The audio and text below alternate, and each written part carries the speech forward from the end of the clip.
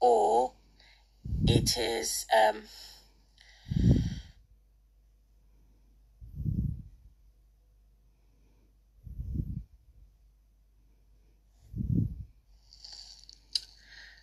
this video is going to look at why social media is used in a different way to demonize, demoralize, and dehumanize me, and even incriminate me. I wasn't expecting that when I subscribed to Facebook and YouTube.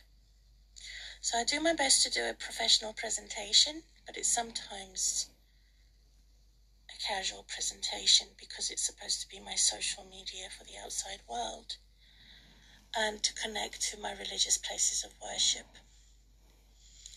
And I'm distressed by this because I'm about to give up that people that I have subscribed to are some type of extremists in prejudice to say, don't say, oh my God, don't turn to God because God is not going to help you, when I have been a public witness to say that God is helping me. So the more I say that I'm innocent, that I'm defending my right to freedom of speech, freedom of religion, that I'm defending my right to say I'm innocent for social justice, as a social justice and prayer warrior, the more they attack me. Conspiracists, open casual sex relationships type, the more they're personally attacking me for it and looking to find a way when there is no way, and I have blocked them. They keep coming back on my platform. So this is an example of how Jesus is showing Jesus' anger in John chapter 3 with zeal, which is another word for passion. But it's passion can be connected to a sexual thing, but it was a platonic thing, like agape love, that God had a pure type of love for, not necessarily for everyone, because Jesus did correct and condemn those that consumed the religious places of a prayer into a place of it consumed it, to say that they have transformed my platform into something else that I had not subscribed to, and that is a total horror. So as in the example of the synagogue, which was transformed into a type of a religious shop, and there was a shop within the area which was supposed to be a religious place. It wasn't separate. So if they're going to have a shop near a synagogue, they can do. So Jesus drove them out in Jesus' anger, an example of righteous anger, and condemned them and consumed them with God's anger. He drove all the area where they were selling animals and livestock and overturned the money exchanging tables, in other words, where they were taking money as tills. Get out of here. Get out of here. How dare you turn my father's house into a market? So if I purchase anything on the internet, they know exactly what I have purchased. They're using the internet to weaponize it against me rather than a tool. And they've already somehow stolen my platform to report me to community standards. And I was blocked for about a month or two, first of all, for saying something that was not out of order, just making a comment that it is God's way in nature, that God created nature to make a thunder in the sky, and I just said, this is God's way, full stop.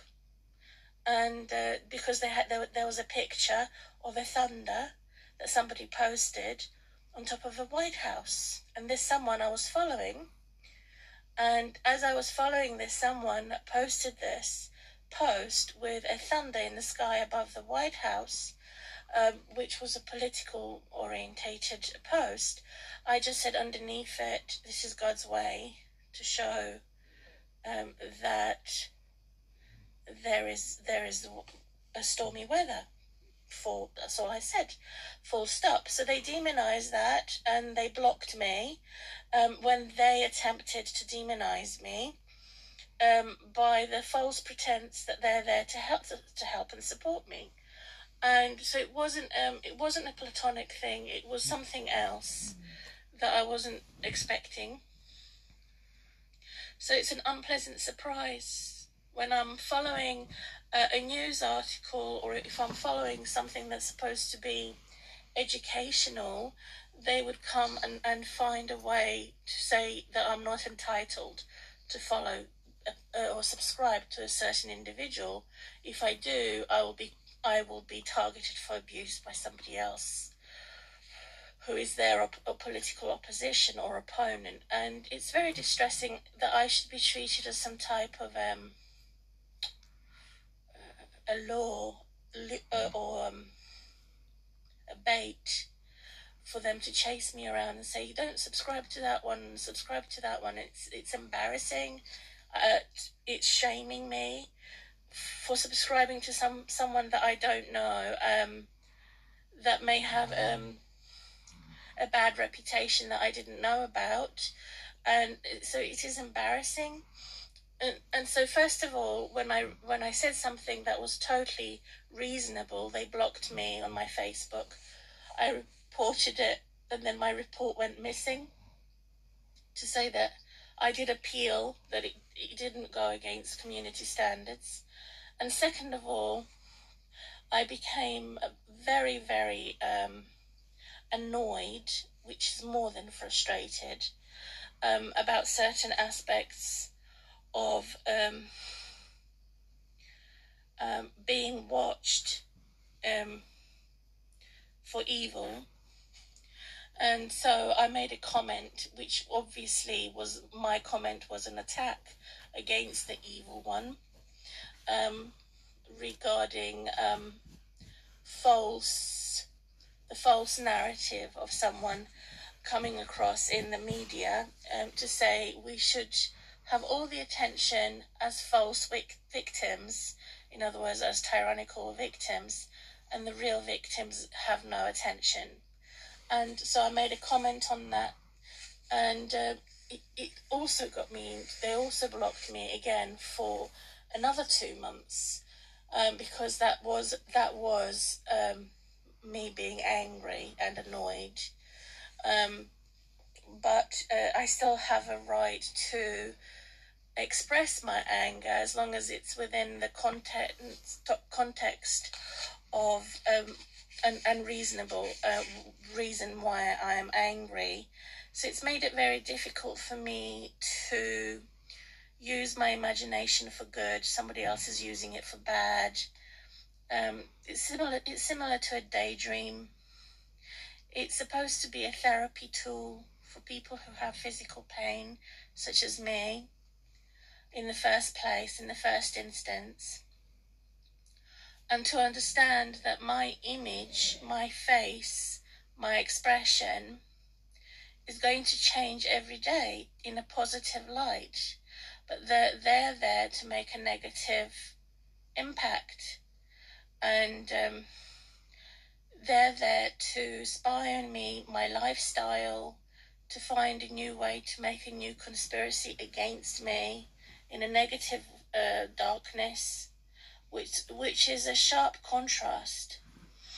And I'm making a note based on the way Jesus reacted about those who were attempting to sell his truth, his spirit, and his soul, that they wanted to steal his soul, even for somebody else's advantage, but to make it to his disadvantage, to say God doesn't exist, prejudice, extreme prejudice, to say if you're going to worship God, don't do it on the internet. Don't do it on your Facebook or your social media, because you'll lose a lot of friends.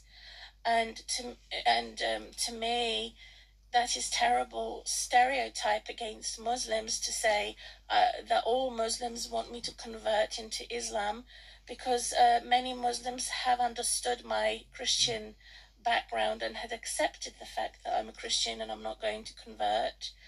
And so I wasn't allowed to make that assessment and make my own decision as to who I'm going to keep on my platform, who is a Muslim and who's not going to threaten me, and open an opportunity to be supported, emotionally supported,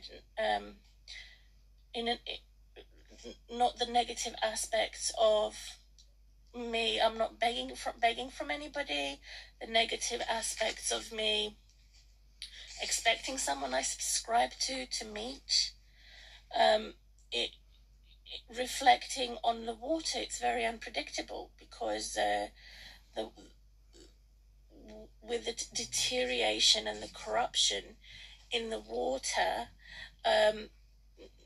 it can cause harm to the person around the water, to make it deep, dark, and dangerous, that water.